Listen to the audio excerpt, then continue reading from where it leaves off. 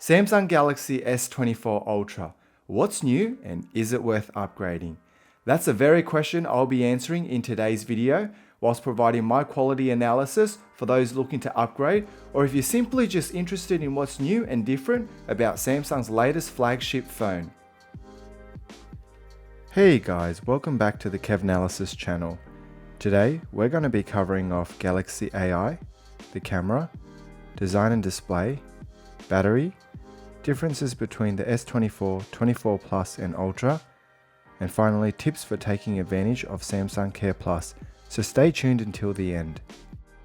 The biggest feature which comes with this series, which everyone is talking about, is Galaxy AI.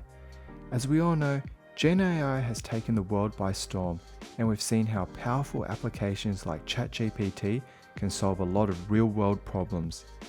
Galaxy AI offers many powerful features all in the palm of your hand, making useful tools more accessible and seamless in integrating into your daily life.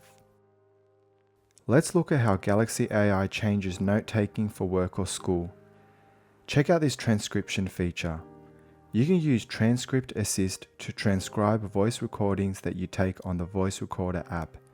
So instead of spending time writing an email or important message, you can transcribe it or even have the translation summarized simply by pressing on the star icon.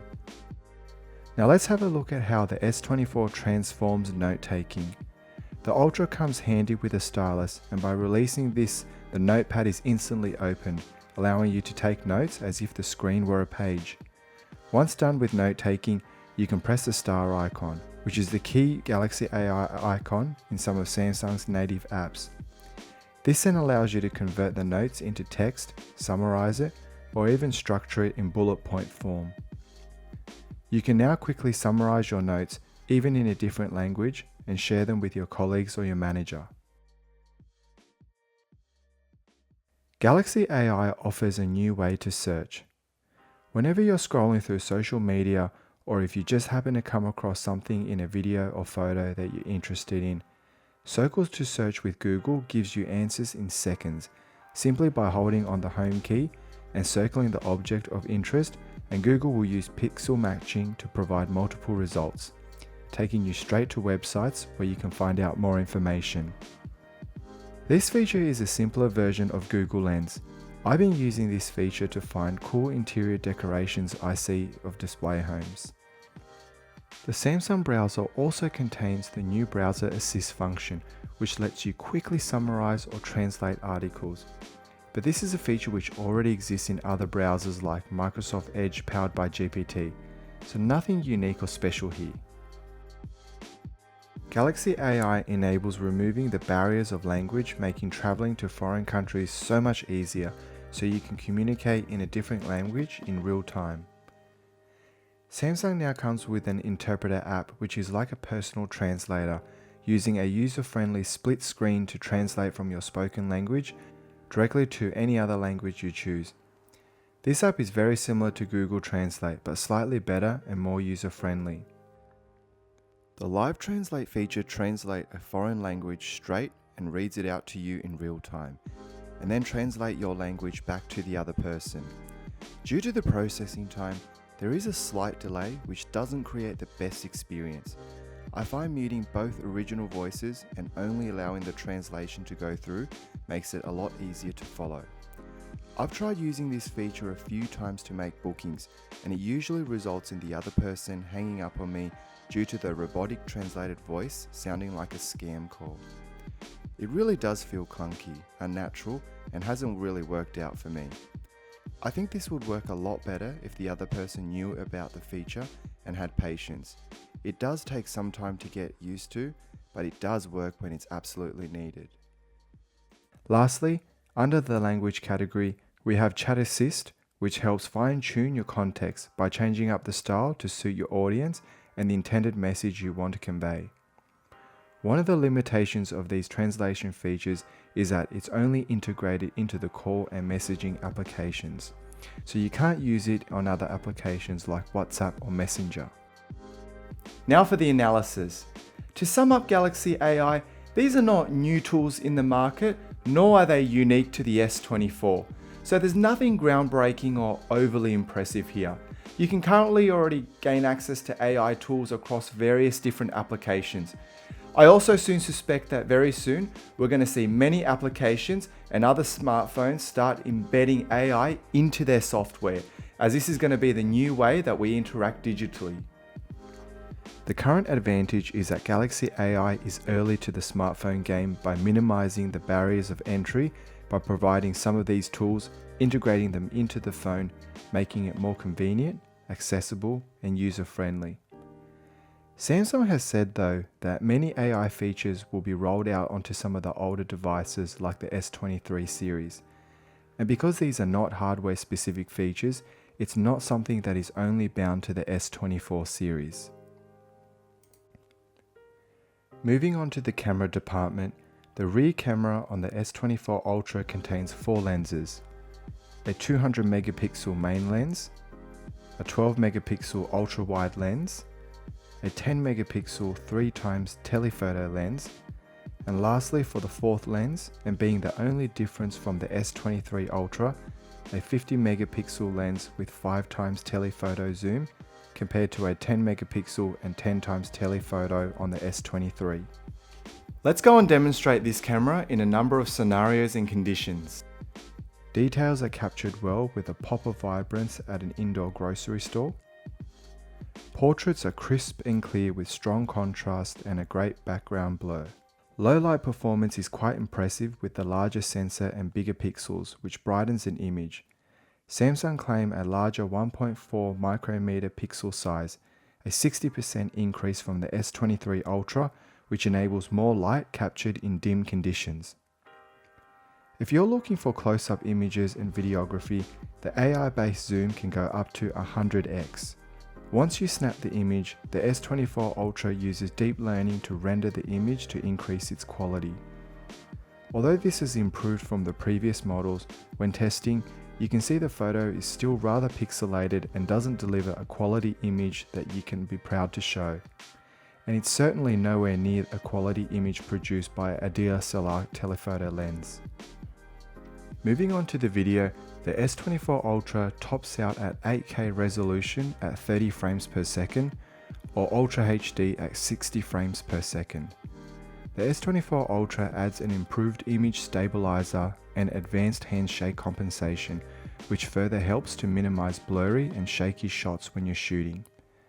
Both the front and rear cameras are equipped with enhanced image noise reduction.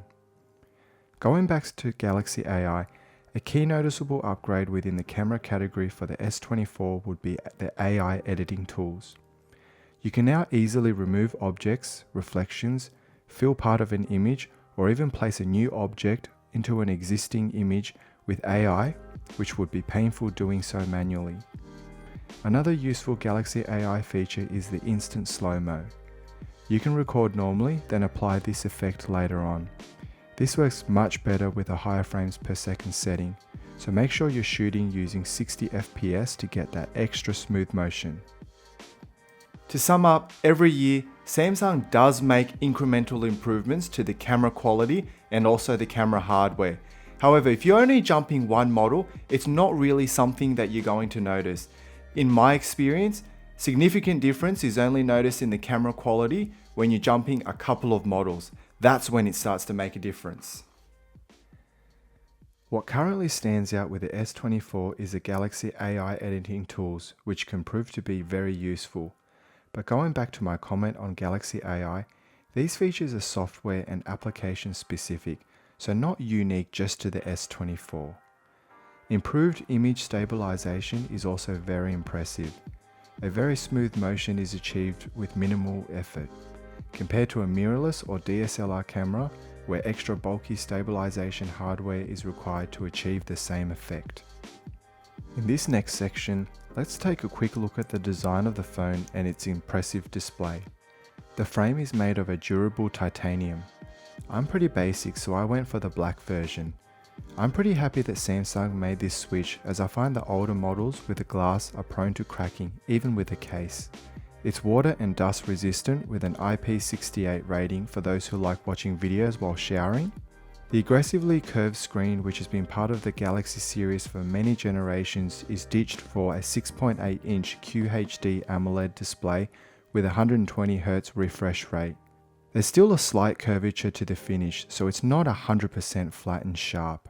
Note that the default display is set to Full HD, so if you want the best resolution performance, you'll need to change this in the settings, but do note that this will use more battery. The screen features a Gorilla Glass which enhances its durability and scratch resistance, improve its anti-reflectiveness, and still feels nice and smooth to the finger. With its adaptive display, you'll have no issues using the phone in direct sunlight, with a peak brightness of over 1350 nits. You can see in this photo the comparative difference in reflection directly under a light bar. However, do note that this property will ultimately be determined by your screen protector, if you decide to use one. You can see when I hover this one over the screen, there is a significant impact to its anti-reflective property and difference in its feel too. But I would still recommend to make that trade-off to ensure the longevity, because trust me, these are not cheap to replace. I haven't been able to find the perfect screen protector yet, but let me know if you can recommend one that will maintain all of the screen's original properties. Now let's move on to battery performance and charging. The S24 Ultra phone comes with a 5000 mAh battery compared to the 4900 on the S24 Plus and 4000 on the S24. There hasn't been any jump in battery capacity from the S23 Ultra, but they do claim to have improved the battery efficiency. A 45-watt charger can restore about 70% in 30 minutes and 100% in just over an hour. Currently I'm charging mine once per day with a 4-hour average use time of the screen. This is across social media, work emails, general browsing and traveling using 4G. I also have maps on, 1 to 2 Bluetooth devices and always connected. Tom's Guide did a test which made the phone continuously surf the web on 5G on 150 nits of brightness and returned almost 17 hours. You can see in this graph here how it benchmarks really well compared to other popular phones in the market. Link in the description below. I recommend switching on the battery protection setting to minimize the amount of time your phone stays charged at 100% and to maximize your battery lifespan.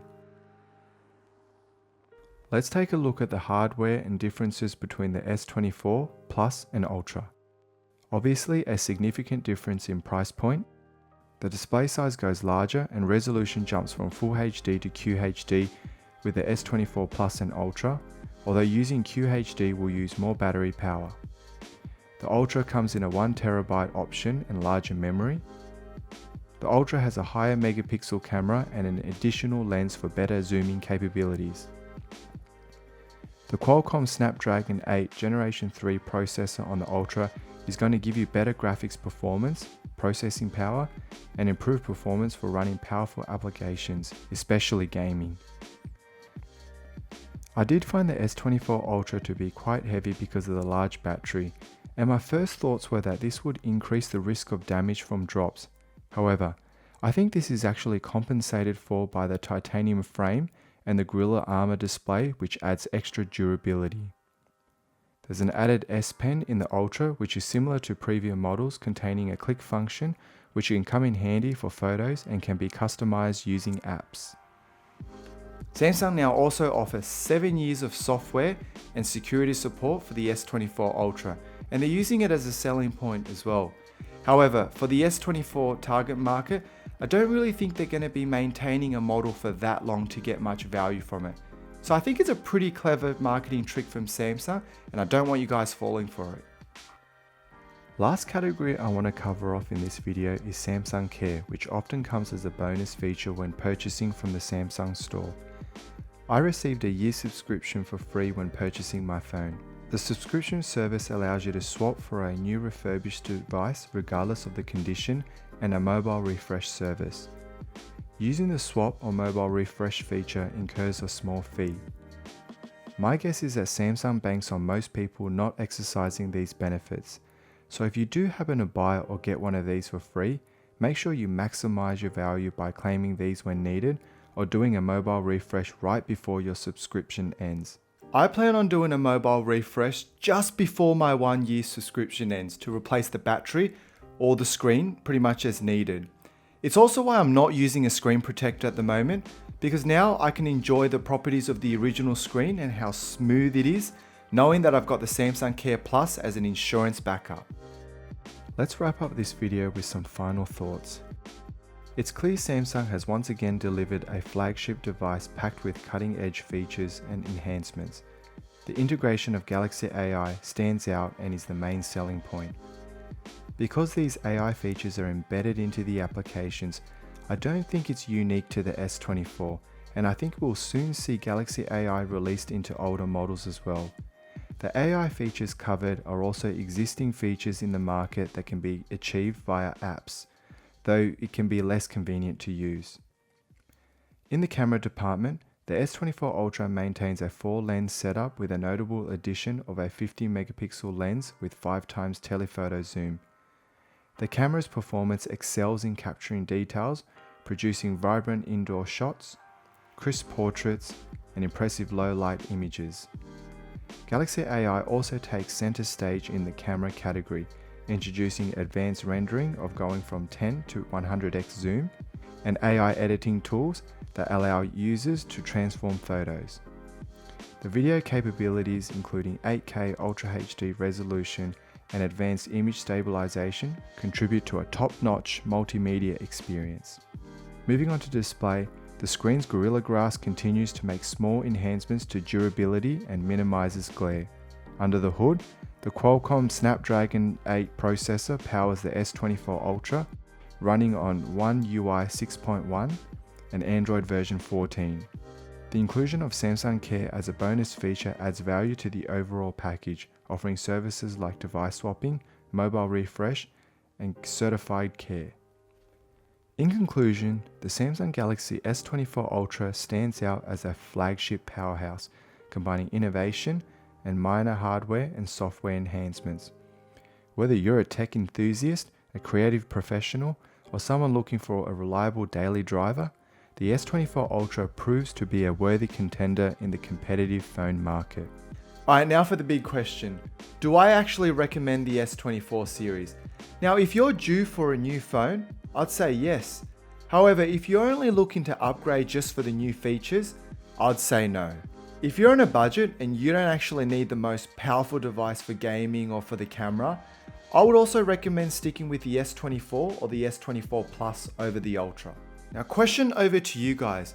What are your thoughts on the S24 series and also the new Galaxy AI? Be sure to leave your thoughts in the comment section below. And also remember to like and subscribe and tap that bell icon for future videos. That's all we've got for you today, guys. Thanks everyone.